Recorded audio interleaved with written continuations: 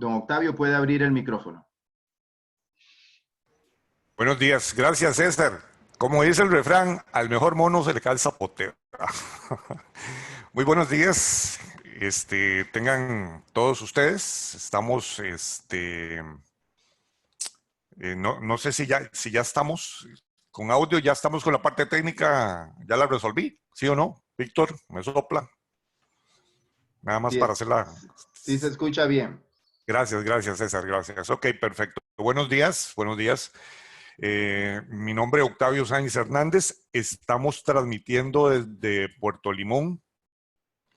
Y bueno, como lo mencionó César, vamos a pedirles unos favores porque estamos experimentando algunos problemas con la transmisión. Entonces, para no robarle al ancho de banda, les pedimos por favor que tengan sus micrófonos cerrados y sus cámaras cerradas, de tal manera que podamos tener todo el ancho de banda con la posibilidad de la presentación que en breve les vamos a dar. El tema de hoy versa sobre la reglamentación del régimen de pensiones de la Caja Costarricense de Seguro Social, el régimen de invalidez, vejez y muerte, que ya en breve le vamos a dar detalles. Y es importante conocerlo porque para la gente que se le acerca el momento, pero no solo para la gente que se le acerca el momento, es para la gente que trabaja en Costa Rica. Y en ese sentido, aunque usted hoy, que puede hacer que esté ingresando a laborar, o usted que en este momento está haciendo una pausa para laborar, y en aquel momento, cuando usted laboraba o tenía patrono, se puso de acuerdo con su patrón para no cotizar, quizás hoy tenga usted las herramientas necesarias para poder entender exactamente cómo el tiempo pasa, uno no se da cuenta, y cuando necesitas de una pensión que además de la parte de salud es reconocida en el mundo, la parte de salud de Costa Rica es reconocida en el mundo, el régimen de pensiones de Costa Rica es uno de los más sólidos del mundo, lo que permite una estabilidad social a las personas que desde los 59 años, 11 meses en el caso de mujeres, y desde los 61 años, 11 meses en el caso de hombres, ya están con la posibilidad de pensionarse. Y créame que el tiempo vuela, y créame que este servidor que tiene más de 25 años trabajando en la Caja Costarricense de Seguro Social en el régimen de pensiones, ha visto gente que de una u otra forma nunca esperó o que se le anticipara la pensión, o que cuando llegara la pensión no tuviera el contenido económico para mantener un estilo de vida o una calidad de vida acorde con sus expectativas. Y entonces, aunque nosotros en los diversos programas que hemos tenido de información del régimen de pensiones, lo hemos dirigido hacia personas que están cercanas o relativamente cercanas a pensionarse, hablamos de 10 años, hemos abogado para que esto sea conocido incluso desde la misma escuela. ¿Por qué? Porque usted se tiene que preparar para esto, porque el régimen debe fortalecerse, y en el tanto el régimen se fortalezca, ustedes, nosotros, los costarricenses, tendremos, y los extranjeros que cotizan, perdón, los costarricenses y extranjeros que cotizan en nuestro régimen, podrán tener la garantía de tener un régimen robusto que nos pueda permitir mantener nuestra calidad de vida y estilo de vida conforme también a otros parámetros que vamos a hablar el día de hoy. Sí informarles, repito, que estamos teniendo algún tipo de fluctuación con la señal. Yo siempre digo que mi estilo es andar como en carrera cuando hablo, y hoy voy a tratar de hablar despacio. Sabemos que estamos teniendo esa fluctuación, por tanto, ustedes verán que o nos atrasamos o nos detenemos, pero que la continuidad del mensaje sí es completo. Entonces, nada más les pedimos un poquito de tolerancia y paciencia para que ustedes puedan escuchar lo que este servidor les va a decir, u observar lo que les vamos a presentar ya casi en breve. No los voy a trazar, de inmediato voy a compartir la pantalla para iniciar con lo que es la presentación como tal, que tiene que ver exactamente con lo que les decía de invalidez, vejez y muerte, básicamente, y aunque en la pantalla aparece el régimen no contributivo, del cual haremos también una breve información, es sobre invalidez, vejez y muerte que mencionaremos. Ahí hay algunos datos que por la experiencia que tuvimos en una charla pasada, quedó debiendo, lo dejamos al aire o lo mencionamos y también lo anotamos, pero pareciera como que hubo algún tipo de conflicto. Entonces, ese es el correo electrónico, quizás que es el elemento más importante por donde usted, si tiene alguna duda o necesita algún tipo de información, podríamos ayudarle. Entonces, el correo es ocscience@ccss.sa.cr. Lo doy ahora mismo porque si lo dejo para el final se me va a olvidar. Entonces, ahí lo tienen. ocscience@ccss.sa.cr, o el número no utilice el 1464 porque ya se cambió la central ayer, no me dio chance de hacer el cambio, o hasta ahora lo percibo. 2758 y 1717 es un número como directo para obtener información. Quizás iniciar mencionándoles que en Costa Rica de regímenes o posibles tipos de pensión basados en dos regímenes, que es el contributivo y el no contributivo. La palabra lo dice, el contributivo es aquel en el que yo voy a aportar. ¿Y cómo aporto? Y aporto económicamente por cuanto me hacen un descuento mes a mes de mi salario. ¿Con base en qué? Con base en mi salario de referencia. Y con esto ya les estoy dando algunas claves. Si yo trabajo o reporto menos, el aporte al régimen de pensiones va a ser menos. Y cuando veamos la forma de calcular más adelante, ustedes se darán cuenta que el que se hace daño es uno. Y entendería, y quizás no debería decirlo, pero entendería en el tanto no hay capacidad económica para pagar un seguro, por ejemplo, como trabajador independiente, o que mi patrono, porque por ejemplo en la función pública no hay posibilidad de evadir, entonces en la función pública va a estar reportado lo que tiene que ser, ¿verdad? Con base en el salario de referencia, pero como trabajador independiente o privado, se dan algunos momentos en donde el reporte del salario mensual es inferior y por tanto, aunque se reporta la cuota, y son dos cosas diferentes, la cuota y el salario de referencia con que entra esa cuota, y los dos son factores que se tomarán en cuenta para calcular, de tal manera que si los salarios son bajos a la hora de calcular, entonces el resultado, el monto de la pensión también será inferior. Eso lo vamos a ver más adelante en la forma de cálculo. Volviendo al punto de la filmina, aquí encuentro más importantes que podríamos encontrar en Costa Rica, básicamente los que son, ¿verdad? Entonces, en los contributivos, aunque algunos ya poco a poco van desplazándose, van desapareciendo, estos son los que existen en Costa Rica. Entonces, Hacienda, Obras Públicas, Comunicaciones, músicos de bandas militares, ferrocarriles, Registro Nacional, Magisterio Nacional, Justicia y el de la Caja Costarricense de Seguro Social. Los últimos tres, Magisterio Nacional, Justicia, Invalidez, Vejez y Muerte, son los más fuertes. Ahí ya no tengo el de bomberos porque ya se es asumido por Invalidez, Vejez y Muerte. Aunque entiendo que hay, me dijeron ayer, unos 40 todavía bomberos que están en su régimen antiguo.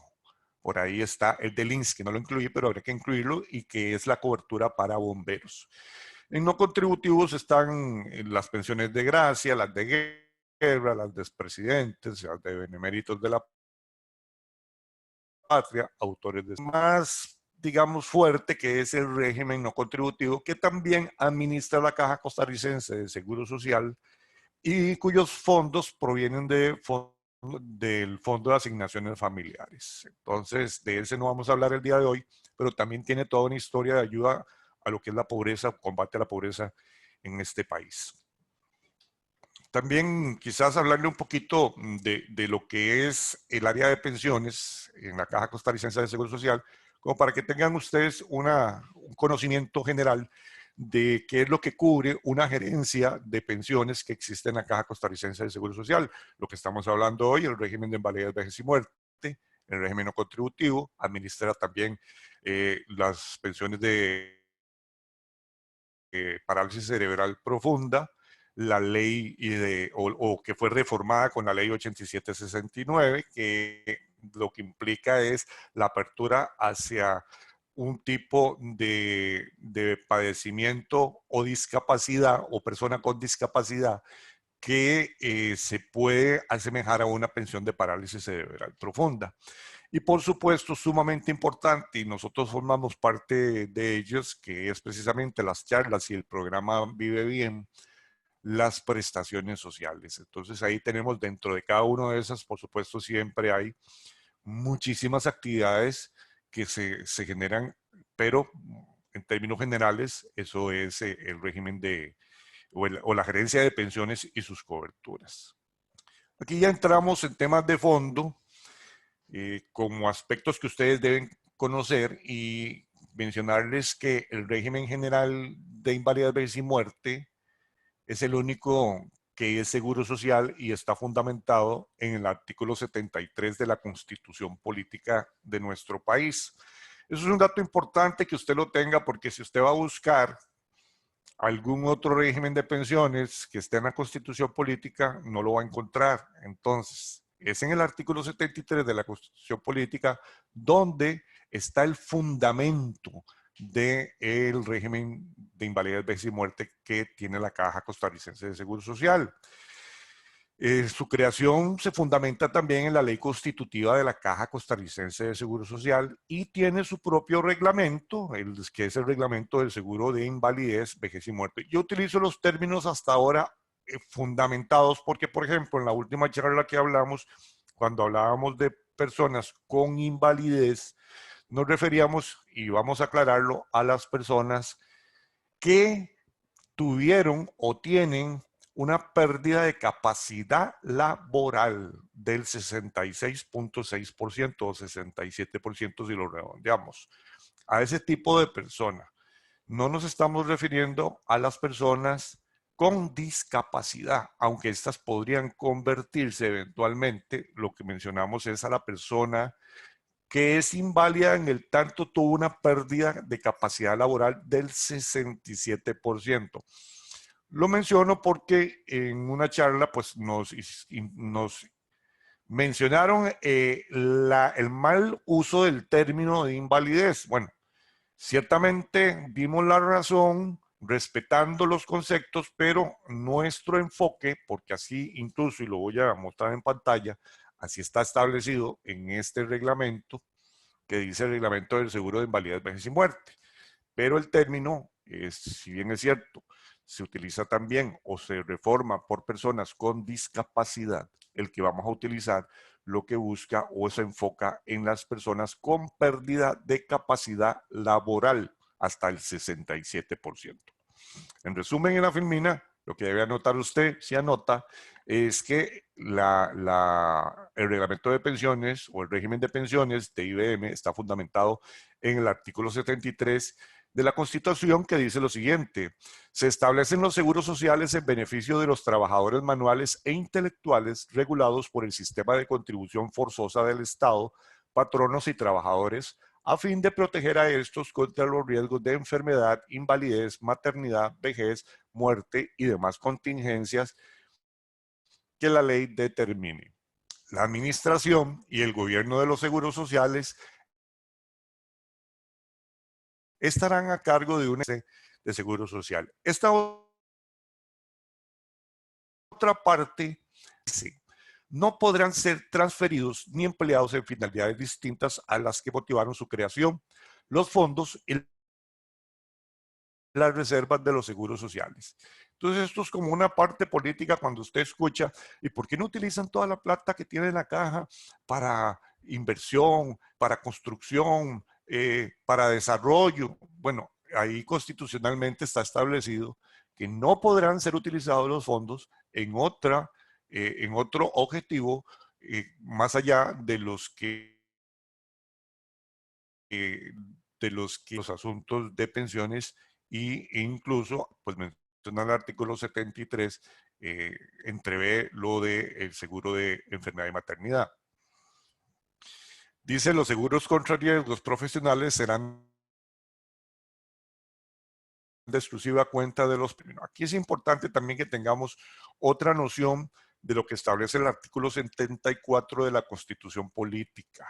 Y aquí ya tiene que ver más con nosotros, para que entendamos lo siguiente. Porque dice el artículo 74, en términos generales, básicamente, es que yo no puedo renunciar a un derecho que establece la Constitución en el sentido de que, como yo tengo mucho dinero o por alguna razón muy específica, mira, necesitas vos mejor mi pensión que yo. Caso, por ejemplo, un hijo que pretenda ayudar a la mamá, el hijo en vida, y yo, no, mamá, yo quiero darle la pensión a usted y por tanto yo voy a renunciar a ese derecho. O, por ejemplo, una viuda que por un asunto, voy a plantearlo así sin ofender, de orgullo, no quiero la pensión de fulanito. Bueno, es un derecho que si usted lo tiene es irrenunciable. Y en el caso de muerte y adelanto, tiene hasta 10 años para hacerlo efectivo. 10 años para hacerlo efectivo. Pero el pago ya lleva otro proceso. Eso lo vamos a ver más adelante. Ojo con el artículo 59, perdón, el 74, y cuando ya hablé del ejemplo del muchacho a su madre, es más bien que tiene que ver con el artículo 59 del 74, es cuando yo, por ejemplo, como viudo, no quiero, por machito, por machín, por hombre, por orgulloso, no quiero la pensión de mi esposa. Pero es irrenunciable, ese derecho es irrenunciable, es su derecho, está establecido. Ahora, el que no es transferible lo establece el artículo 59. Entonces dice, las prestaciones en dinero acordadas a los asegurados no podrán cederse, compensarse ni gravarse, no son susceptibles de embargo, salvo en la mitad por concepto de pensiones alimenticias. Aquí hay dos conceptos importantes, lo que le decía, yo no le puedo dar mi derecho de pensión a alguien más. O decirle, bueno, a mí con las cuotas tantas es suficiente. Agarre estas usted para que usted complete su derecho. Eso no es factible. Aunque le sobren cuotas, no es factible. También es muy importante lo que se establece ahí. No son susceptibles de embargo salvo por pensión alimentaria. Y eso sí, ser claros, porque nos hemos encontrado el fenómeno, bueno, fenómeno no, una actividad comercial que se establece en donde yo estoy firmando un documento que le doy la potestad a una entidad financiera de que aún estando pensionado me puedan embargar la pensión. Y eso no es procedente. Se da. Es un acuerdo moral. Se procede con el embargo. Pero perfectamente el pensionado puede establecer que no se le cobre, porque es inconstitucional lo que está sucediendo. Entonces, es sencillo.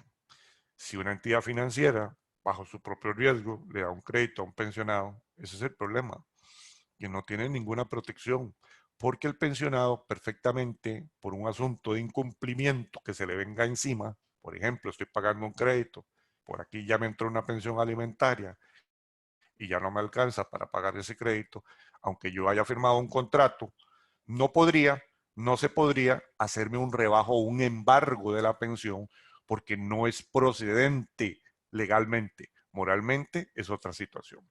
El artículo 61 establece el derecho para reclamar, hacer énfasis en que solo por pensiones alimentarias, ¿verdad? Es posible ese rebajo. El derecho para reclamar el otorgamiento de las pensiones de invalidez prescribe en 2 años, eso es importante, y el de las de muerte, lo que les decía, en 10 años. El derecho para reclamar las pensiones de vejez es imprescriptible, si yo lo tengo hoy no lo quiero hacer efectivo, pero de ahí cuando me dé la gana puedo ir a hacer efectivo. Los de la invalidez son extraños, pero por ejemplo ha sucedido que hay personas que tienen una pérdida de capacidad laboral del 67% y dejan pasar el tiempo, continúan laborando incluso, y resulta que aparecen a los 3 años para hacer válida la pensión desde que se les declaró inválido. Bueno, no es posible. Además hay que entender, para que ustedes estén informados, que cuando uno lo califican, la Dirección de Calificación de la Invalidez, el dictamen médico tiene validez un año y al terminar ese año, pues incluso puede darse la necesidad de una revisión o un nuevo proceso, abrir un nuevo proceso. Entonces, en invalidez tenemos 2 años. Nada más es un dato muy general para que tengan ustedes claros. Vienen los aspectos de quién cotiza y con qué actividades. Y yo nada más en esta tabla, muy rápidamente les voy a informar que desde 1975, que es ya el extremo inferior de la tabla, es cuando en este país todas las actividades, todos los trabajadores, todos los patronos deben cotizar para la Caja Costarricense de Seguro Social, deben cotizar para IBM. En el pasado lo que se daba incluso era que se cotizaba para enfermedad y maternidad, pero no para IBM. Incluso la experiencia nos ha mostrado cómo hay gente que viene con sus órdenes patronales y nos dice, vea, yo tengo la orden patronal, antes del 75. Yo tengo la orden patronal, aquí está la orden patronal donde a mí me rebajaban. Cuando uno que se refleja es un rebajo del seguro de enfermedad y maternidad y no el de IBM, y no es que sea ilegal, estaban bajo derecho, y es hasta a partir de 1975 en donde tanto el rebajo de enfermedad y maternidad como el de IBM debía establecerse. No podía darse una evasión y después de esa fecha ya se establecen incluso multas y castigos para los evasores. Y en ese sentido los evasores son los patronos. Eso nada más como en términos generales. Ustedes ven que desde 1947, dependiendo de la actividad económica y su función y su actividad, usted o el desempeño en la empresa, usted iba o no a tener el rebajo de enfermedad y maternidad conforme pasa el tiempo. Se incluye también IBM, dependiendo de la actividad económica de la empresa y el desempeño en su labor. Ahí incluso uno podría decir, como crítica, que mucho se favorecía a los altos puestos. Vamos a ver nada más para que tengan claro ahí cuánto nos rebajan. El de IBM 3.84, 5.5 en el CEN y del Banco Popular aún aparece un 1%, eso es un 10.34 en este momento que tiende a subir y es una de las posibilidades que tendremos. Analicen esto porque si usted no quiere que nos suban la edad a 65 a todos, ya voy a aclarar este punto, habrá que hacer una inversión mayor en cuanto a lo que nos rebajan, que ustedes nos van a decir ahora, bueno, en estos tiempos del COVID-19, empleados públicos, pues ya no nos quedó nada. Bueno, en términos generales, déjeme decirle que el régimen de pensiones de Costa Rica es uno de los más baratos y de los que da más. Y aquí, si usted no quiere irse a más edad, pues vamos a tener que aportar mucho más y mucho más, que no es que nos van a imponer, es un asunto que tenemos que llegar a un acuerdo entre partes para que podamos subsistir con relación a los régimen de pensiones que se tienen. Rápidamente informarles, bueno, en este momento está en la pantalla de ustedes también lo que es la votación para que nos indiquen desde dónde nos están observando, para que ustedes ahí nos ayuden con, voy a poner yo desde Limón, no importa, estemos ahí. Aquí tenemos dos grupos de costarricenses que utilizan un reglamento diferente porque aún todavía hay personas, pocas, pero las hay con el régimen de pensiones, cuyo reglamento es vigente desde el 1 de febrero de 1995 y que se enfoca en los nacidos del 18 de mayo de 1950 hacia atrás. 18 de mayo de 1950 hacia atrás. Esa es la base del régimen de pensiones, pero a partir de una modificación que se da, empiezan, que es a partir del 1 de febrero del 2005, se dan una serie de detallitos y cambios pequeños, pero conociendo esta base, básicamente vamos a hablar del régimen de pensiones actual. Bueno, ya empezamos con los detallitos de que se nos pega la presentación, no sé por qué, pero bueno, vamos a ver cómo resolvemos este asunto. Volvemos nuevamente, veamos pasar. Leer nada más esto ya con un asunto del reglamento de pensiones que dice el seguro de invalidez, vejez y muerte. Tengo una llamada del director de pensiones en este momento que no voy a poder atender y espero que sea buenas noticias, pero ahorita no lo puedo atender, don Waldo y Carrillo. Artículo 2. El seguro de invalidez, vejez y muerte es obligatorio para los trabajadores asalariados de los sectores público y privado, así como para los trabajadores independientes con las excepciones hechas en los voluntarios para todos los demás habitantes del país no considerados en las condiciones antes indicadas de acuerdo con el reglamento respectivo. Bueno, aquí hay que incluir ahora el del trabajador independiente. Para todos los efectos del presente reglamento, los trabajadores de ambos sexos que cotizan o se encuentren pensionados en el seguro de invalidez, vejez y muerte se denominan asegurados. La cotización, importante que lo tenga claro, o aporte que se efectúa mensualmente a este seguro se denomina, estamos al aire en este momento, don Ubaldo. Apenas pueda, yo estoy devolviéndole la llamada. Disculpen, me estoy conectando por el plan B con don Ubaldo Carrillo. Lo llamo en una hora, don Ubaldo. Gracias. Gracias. Disculpen. Este reglamento, los trabajadores de ambos sexos que cotizan o se encuentran pensionados, la cotización aporte que se efectúa mensualmente a este seguro se denomina cuota. Se registrará una sola cuota cada mes, ya sea que el aporte provenga de uno o varios patronos, eso es importante, o bien cuando se encuentre cotizando como asalariado y trabajador independiente a la vez. Ojo, ¿qué pasa si yo trabajo en el día con alguien y en la noche con alguien más? ¿Tengo dos cuotas? No. ¿Qué pasa si yo trabajo en el día, por ejemplo, con el magisterio y en la noche doy algún tipo de trabajo de contador? Bueno, en la mañana puedo estar trabajando y reportando al magisterio, que es otro régimen aparte que lo vimos al inicio, y en la tarde estoy cotizando para la caja. Aquí yo sí tengo dos cotizaciones, pero dirigidas a regímenes diferentes, el del magisterio y el de la caja. ¿Qué pasa? Si yo cotizo en la mañana, trabajo en la mañana con la caja y me voy como trabajador independiente a una academia privada y doy clases y cotizo para IBM, en ese caso cotiza una sola vez, solo una cuota, pero se suman los dos salarios. Son cosas diferentes. Si yo trabajo con el magisterio y me voy de contador en la noche, pero cotizo en la mañana con el magisterio, ahí estoy aportando al régimen de pensiones del Magisterio Nacional. Y si cotizo en la noche como contador como trabajador independiente al régimen de la caja, ahí estoy aportando al régimen y aquí tomo una cuota y aquí tomo otra cuota y los salarios son diferentes, son asuntos. Pero si yo trabajo durante toda mi jornada laboral, en el día con un horario con un patrono y en la noche con otro horario con otro patrono, los dos cotizan para la caja, es una sola cuota y se suman los dos salarios. Eso para dejarlo claro, porque a veces, no es que yo cotizaba con dos patronos, entonces son dos cuotas. No, salvo, o con la salvedad que mencioné, tendríamos. Igual sucede en el Poder Judicial. Yo trabajo en el Poder Judicial en el día y me voy en la noche de contador para no cambiar y hacer mucho enredo con la profesión. Cotizo en el día con mis 8 horas con el Poder Judicial y en la noche me voy de contador, coticé para el magisterio, para el Poder Judicial una cuota y en la noche como contador, como trabajador independiente para la caja. Cuota aquí, se suman, no se suman los salarios, cada salario es independiente. Eso para que lo tengan claro porque a veces como que se confunden las cosas. Y en los reportes de cotizaciones,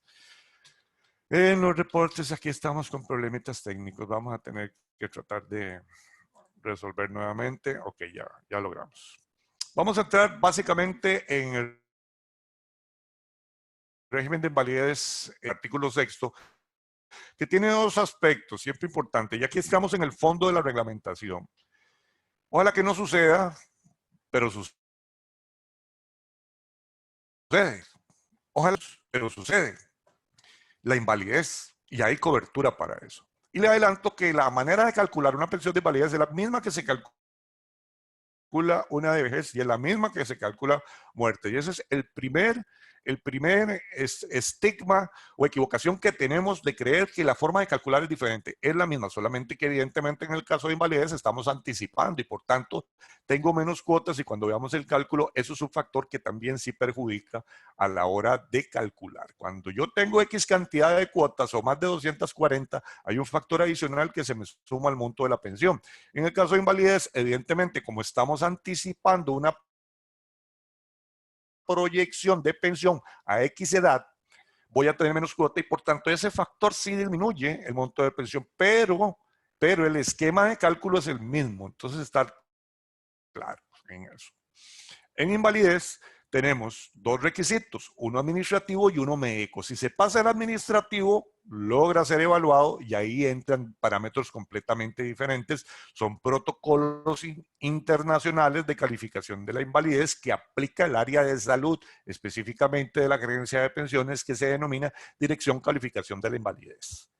Y luego está el administrativo, que es quizás el que vamos a ahondar en este momento con esta tabla que ustedes tienen en pantalla. Vamos a liberar un poco el plan B porque se me bloqueó.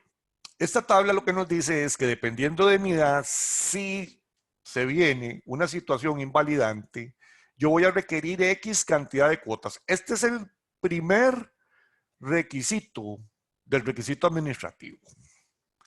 Entonces ahí ustedes ven en la tabla que si yo tengo 24 años voy a requerir 12. Ya voy a los incisos.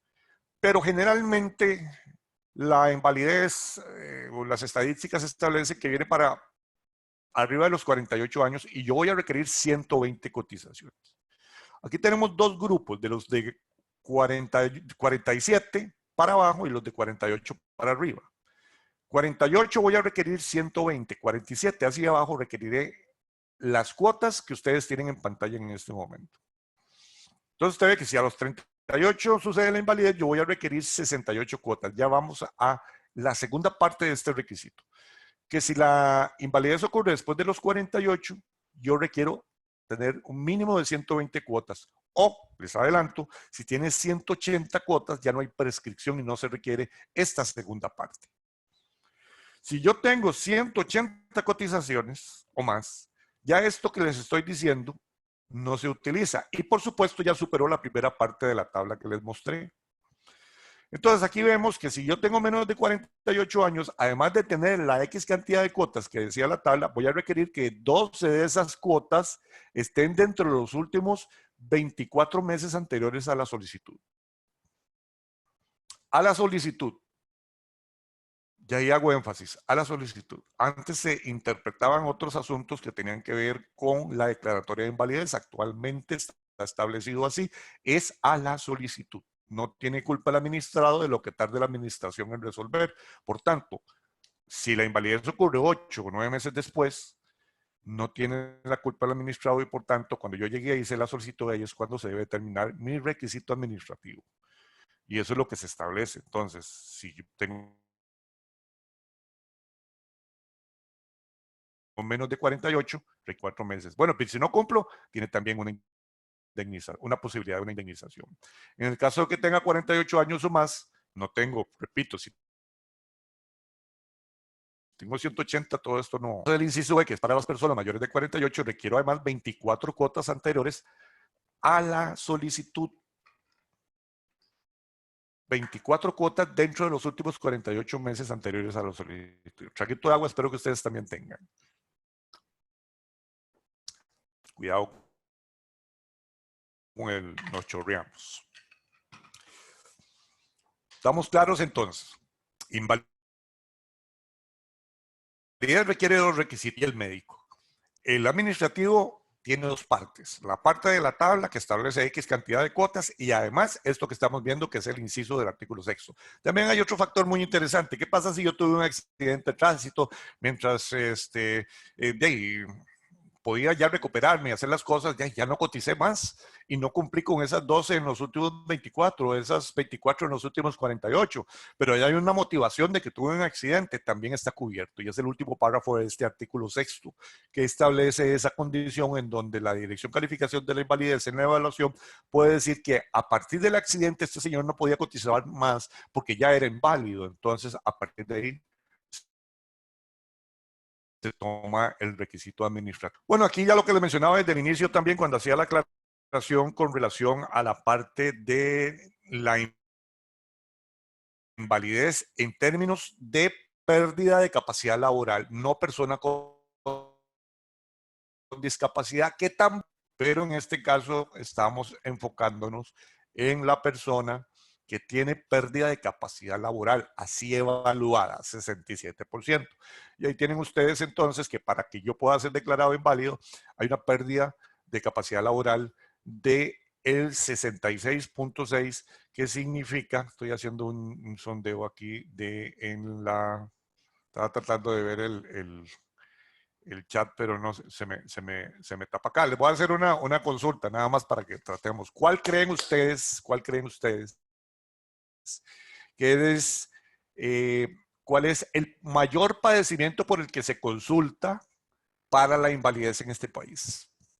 Ahí vamos a dar un tiempito para que ustedes se conecten con nosotros y nos digan, ¿cuál creen ustedes que es el padecimiento por el que se intenta o se solicita para la pensión de invalidez?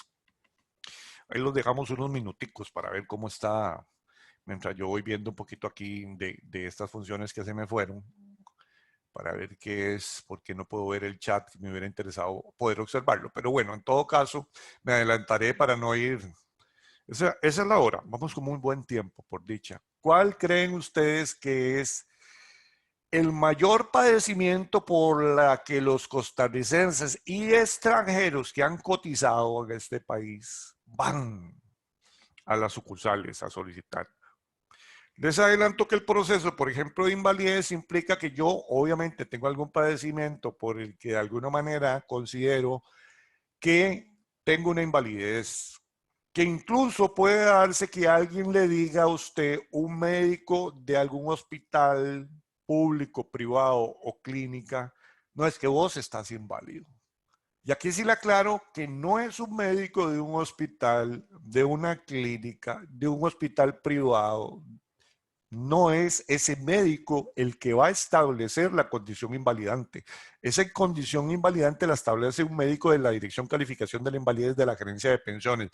Por supuesto, las evaluaciones médicas que se establecen en su vida, ese expediente médico va a ser tomado en cuenta, va a ser valorado. Todas las pruebas de gabinete que existan en ese expediente, toda su vida médica que está en un expediente será valorado. Y por supuesto habrá una valoración de lo más cercana posible, ¿verdad? En una fecha, en una cita. Entonces, ahí los dejo. Luego vamos a tomar entonces cuál es el mayor padecimiento por el que estamos solicitando pensión por invalidez. Aquí estamos con una sucursal que nos llama, pero como estamos en teleconferencia no podemos atender en este momento. Bueno, vamos a ver. Nos quedamos pegaditos nuevamente. Vamos a tener que salir. Dejar de compartir. Vamos a compartir pantalla nuevamente. Vamos a irnos aquí.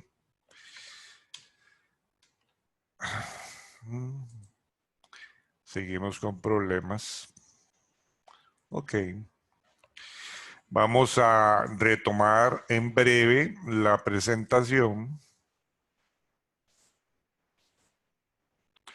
Nos vamos a ir a la siguiente. Y ahora sí. Ojo, que lo que les mencionaba, que para que usted además pueda iniciar su pensión por invalidez, debe ser declarado inválido por un médico de la Comisión Calificadora y, por supuesto, debe estar cesante, ¿verdad? Aquí eso está establecido en el artículo 19 del Reglamento de Pensiones. También, evidentemente, puede que un juzgado de este país, aunque en estos tiempos ya es un poco más difícil porque se han acercado un poco más los criterios de evaluación tanto del Poder Judicial como de la Caja, y entonces ya ahora se hace un poco más difícil, pero en el pasado era muy fácil que el Poder Judicial dijera, bueno, aunque la Caja dijo que no, nosotros decimos que sí.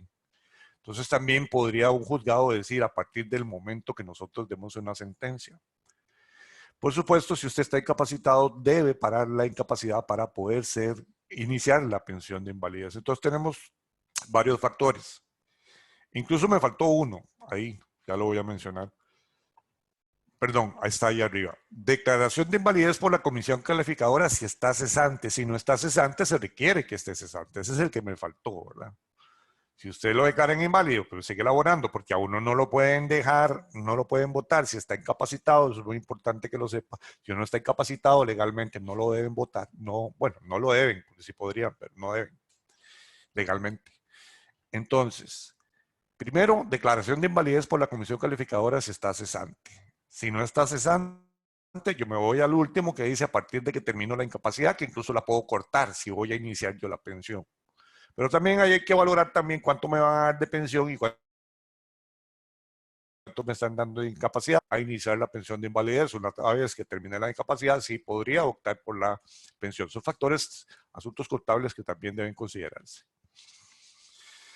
Entramos al artículo 18 que tiene que ver con muerte, muy rápidamente, que menos queremos que esto suceda, pero bueno, tenemos que estar preparados para esta situación. Y aquí sí es muy importante que pongamos atención, porque si bien es cierto la invalidez aún nos da esperanza de poder continuar y controlar nuestra vida en el caso de muerte, son los beneficiarios los que deben estar preparados y de esta manera yo debo informarle a la gente todo lo que hoy les vamos a decir. Entonces, primero, ¿cómo adquiero yo o cómo cumplo el requisito administrativo para optar a una pensión por muerte o para que opten a una pensión por muerte mis beneficiarios? ¿Quiénes son mis beneficiarios? Ya lo vamos a ver. Primero, debo estar pensionado por vejez o por invalidez. Si no, yo debo haber contribuido un mínimo de 12 cuotas en los últimos 24 meses anteriores a la muerte. 12 cuotas en los últimos 24 anteriores a la muerte. O volvemos al factor aquel que hablamos de las 180 cotizaciones, que también es válido para invalidez. Si tengo 180 o más y estamos hablando de 15 años laborados, entonces no hay prescripción del de muerte. ¿Qué pasa si no tengo 12 cuotas en los últimos 24 meses anteriores, pero tengo cuotas? Se le da una indemnización y es un factor de cálculo diferente al cálculo de la pensión, pero por lo menos hay una posibilidad de recibir una indemnización. Repetimos entonces, ser pensionado por vejez e invalidez para obtener una pensión como beneficiario de pensión por muerte y ya vamos a ver qué, cómo, cualquiera puede, no, evidentemente los últimos 24 meses o tener 180 cuotas o más. La indemnización que les hablaba, haber contribuido a este seguro con un mínimo de 12 cuotas. 12 cuotas. Puedo tener 179 cuotas, dijimos 180 y no hay prescripción, pero si yo tengo 179 cuotas, o el fallecido tiene 179 cuotas, y no tiene las 12 en los últimos 24 meses, va para la indemnización.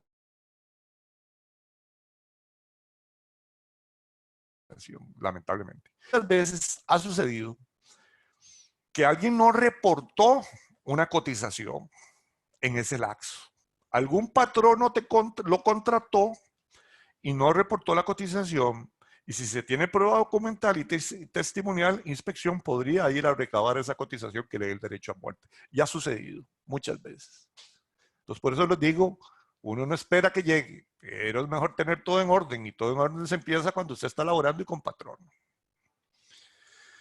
¿Quiénes tienen derecho a una pensión por muerte? Bueno, aquí están los derechohabientes, el cónyuge, y hablamos de la esposa o compañera, con una diferencia. Cuando estamos hablando de esposa o esposo, porque también los hombres tenemos el derecho, cuando hablamos de esto, estamos hablando de la persona que tiene un documento legal que establece que contrajo matrimonio con alguien.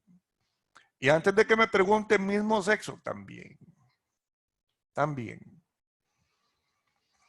Si no hay esa relación, si lo que es una relación de unión libre, se requiere una relación continua, exclusiva y bajo el mismo techo por 3 años o más. ¿De acuerdo? Esa es la diferencia. Me casé ayer. Todo está en orden. Firmé. No está registrado el matrimonio, pero ya está todo firmado. Se murió en la luna de miel, cualquiera de los dos. ¿Qué pasa si no está registrado? No hay ningún problema, solamente que habrá que esperar un poco más mientras se hagan los registros respectivos, porque legalmente ya se hizo la cobertura del derecho. ¿Qué pasa si yo no cumplo los 3 años como compañera o compañero del fallecido? Te estás quedando afuera.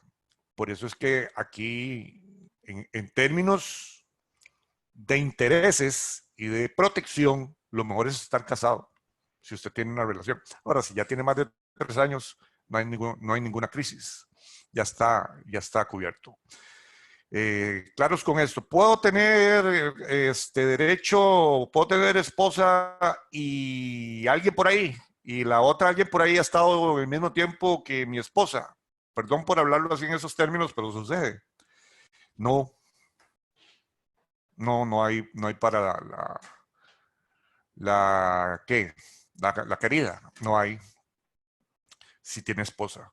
¿Qué pasa si tengo esposa, pero yo me dejé de mi esposa, no me divorcié y tengo una nueva relación y ya tengo más de 3 años de estar en unión libre, pero a mi esposa le ayudo? O, mejor aún, mi esposa tiene una pensión por sentencia firme. Va para las dos.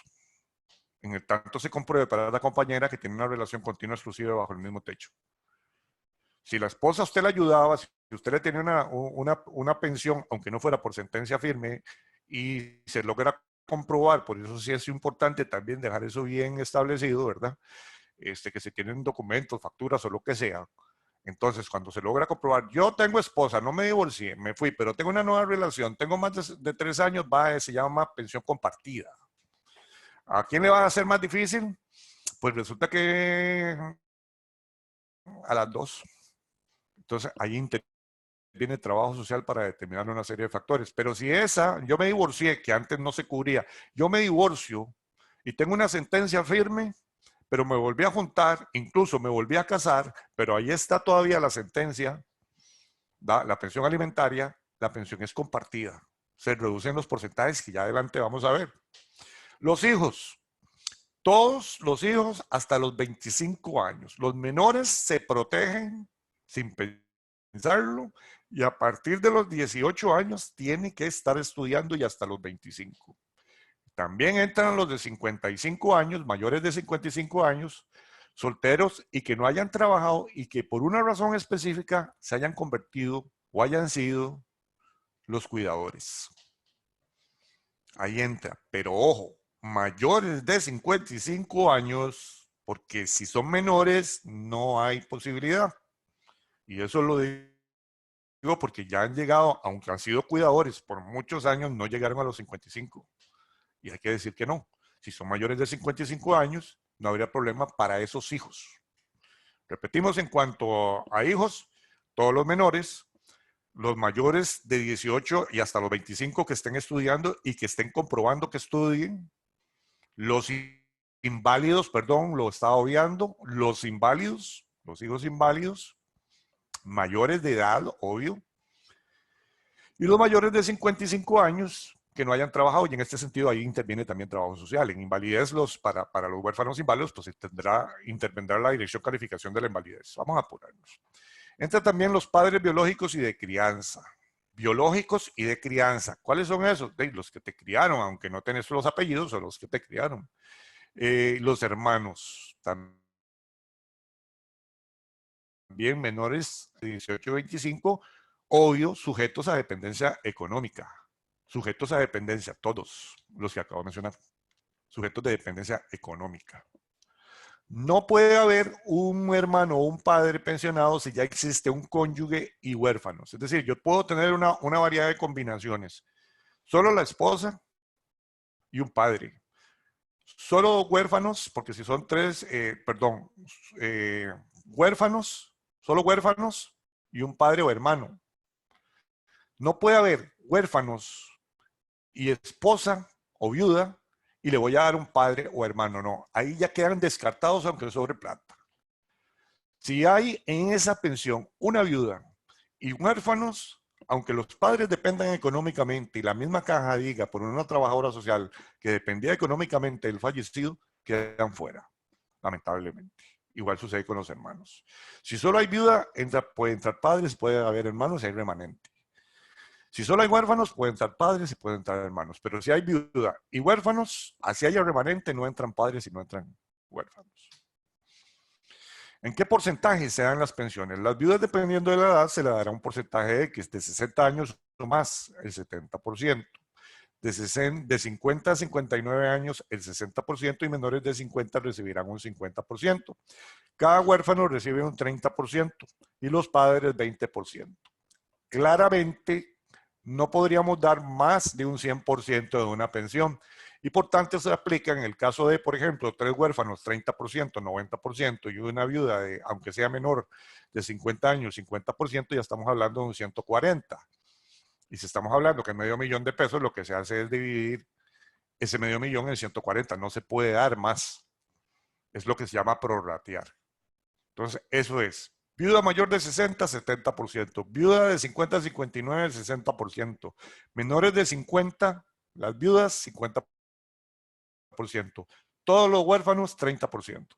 Y para padres y hermanos, 20%. ¿Desde cuándo inicia la pensión? Ojo, estamos hablando de muerte. Tendrá vigencia a partir de la fecha de fallecimiento. En el caso de hijos póstumos, ¿qué es un hijo póstumo? Es aquel que estaba en el vientre antes del fallecimiento. Y obviamente inicia su derecho a partir de el nacimiento. Ese es el hijo póstumo. En el caso de la pensión, también, ojo, muy importante el artículo 418, porque esto hay que estar, uno puede pasar el duelo, que ya hemos hablado del duelo y demás, pero en aspectos administrativos y de subsistencia, y la subsistencia es la parte económica, y hay una protección que da la caja que se llama pensión del régimen de IBM del riesgo de muerte, establece que yo tengo hasta X cantidad de tiempo, específicamente un año, para poder hacer una solicitud de muerte, aunque prescriba en 10. La solicitud